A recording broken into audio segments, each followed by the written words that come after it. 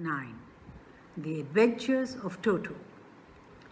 Have you ever had a baby monkey as a pet? Toto is a baby monkey. Let's find out whether he's mischievous or docile.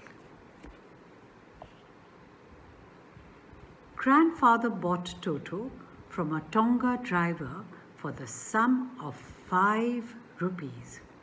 The Tonga driver used to keep a little red monkey tied to a feeding trough, and the monkey looked so out of place there that grandfather decided he would add the little fellow to his private zoo. Toto was a pretty monkey.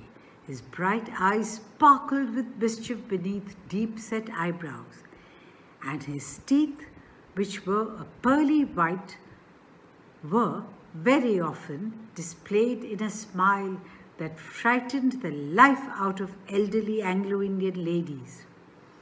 But his hands looked dried up as though they had been pickled in the sun for many years. Yet his fingers were quick and wicked, and his tail, while adding to his good looks, grandfather believed a tail would add to anyone's good looks, also served as a third hand. He could use it to hang from a branch, and it was capable of scooping up any delicacy that might be out of reach of his hands. Grandmother always fussed when grandfather brought home some new bird or animal, so it was decided that Toto's presence should be kept a secret from her until she was in a particularly good mood.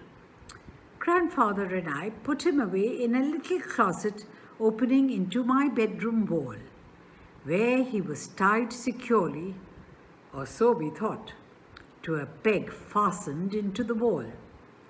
A few hours later, when grandfather and I came back to release Toto, we found that the walls, which had been covered with some ornamental paper chosen by grandfather, now stood out as naked brick and plaster. The peg in the wall had been wrenched from its socket, and my school blazer, which had been hanging there, was in shreds. I wondered what grandmother would say. But grandfather didn't worry. He seemed pleased with Toto's performance. "He's clever," said grandfather. "Given time, I'm sure we could have tied the torn pieces of your blazer into a rope and made his escape from the window." His presence in the house was still a secret. Toto was now transferred to a big cage in the servants' quarters, where a number of grandfather's pets lived very sociably together. A tortoise, a pair of rabbits, a tame squirrel, and, for a while, my pet goat. But the monkey wouldn't allow any of his companions to sleep at night. So grandfather, who had to leave Dehradun next day to collect his pension in Saharanpur, decided to take him along. Unfortunately, I could not accompany grandfather on that trip, but he told me about it afterwards. A big black canvas kit bag was provided for Toto. This, with some straw at the bottom, became his new abode. When the bag was closed, there was no escape. Toto could not get his hands through the opening, and the canvas was too strong for him to bite his way through. His efforts to get out only had the effect of making the bag roll about on the floor or occasionally jump into the air, an exhibition that attracted a curious crowd of onlookers on the Dehradun railway platform. Toto remained in the bag as far as Saharanpur, But while grandfather was producing his ticket at the railway turnstile, Toto suddenly poked his head out of the bag and gave the ticket collector a wide grin.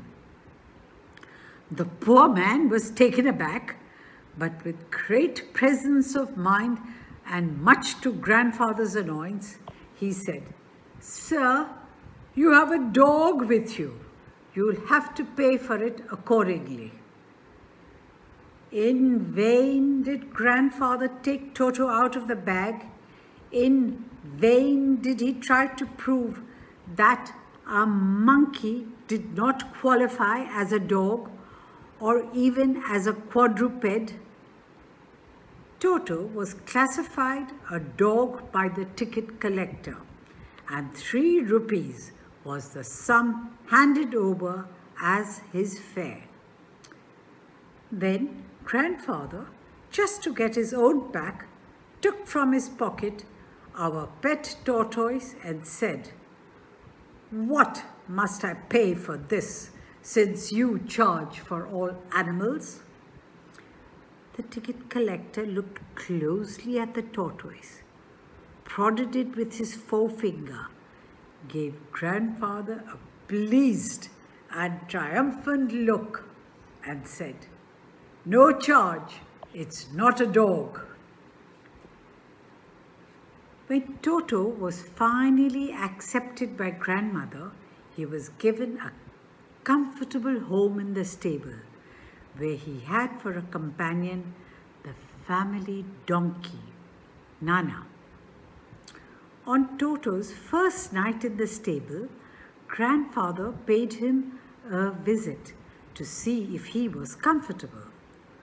To his surprise, he found Nana, without apparent cause, pulling at her halter and trying to keep her head as far as possible from a bundle of hay.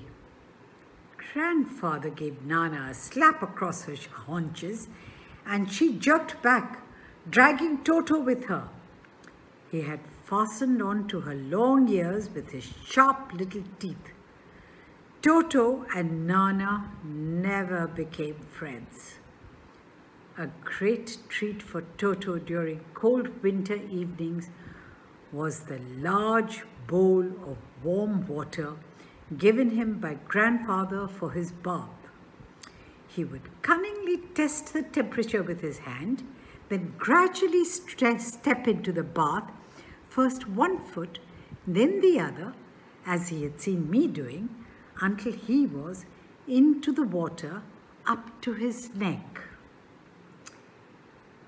Once comfortable, he would take the soap in his hands or feet and rub himself all over. When the water became cold, he would get out and run as quickly as he could to the kitchen fire in order to dry himself. If anyone laughed at him during this performance, Toto's feelings would be hurt and he would refuse to go on with his bath. One day, Toto nearly succeeded in boiling himself alive. A large kitchen kettle had been left on the fire to boil for tea, and Toto, finding himself with nothing better to do, decided to remove the lid. Finding the water just warm enough for a bath, he got in, with his head sticking out from the open kettle. This was just fine for a while, until the water began to boil. Toto then raised himself a little, but finding it cold outside, sat down again. He continued hopping up and down for some time, until grandmother arrived and hauled him half-boiled out of the kettle. If there is a part of the brain specially devoted to mischief, that part was largely developed in Toto. He was always tearing things to pieces. Whenever one of my aunts came near him, he made every effort to get hold of her dress and tear a hole in it. One day, at lunchtime, a large dish of pulao stood in the center of the dining table. We entered the room to find Toto stuffing himself with rice. My grandmother screamed, and Toto threw a plate at her.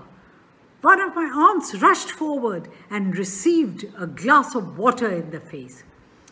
When grandfather arrived, Toto picked up the dish of pulao and made his exit through a window. We found him in the branches of the jackfruit tree, the dish still in his arms. He remained there all afternoon, eating slowly through the rice, determined on finishing every grain. And then, in order to spite grandmother, who had screamed at him, he threw the dish down from the tree and chattered with delight when it broke into 100 pieces. Obviously, Toto was not the sort of pet we could keep for long. Even grandfather realized that we were not well-to-do and could not afford the frequent loss of dishes, clothes, curtains, and wallpaper. So, grandfather found the Tonga driver and sold Toto back to him for only 30 rupees.